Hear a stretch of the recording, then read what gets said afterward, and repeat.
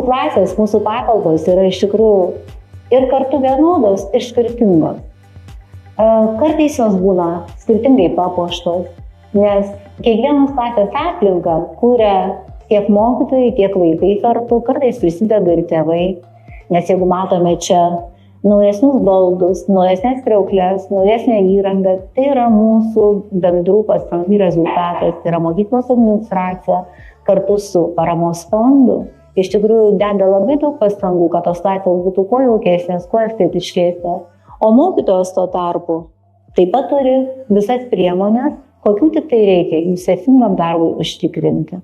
Štai mokytoja Odeta pamojos mum ranka ir labai gražiai ruošiamės rugsėjo 2 dienai.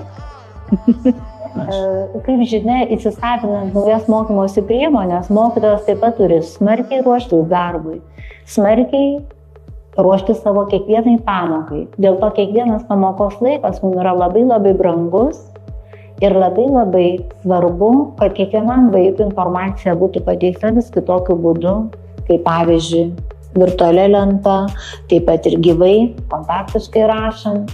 Ir žinau tėvelių klausimą, ar jau naudosime dirbtinį intelektą.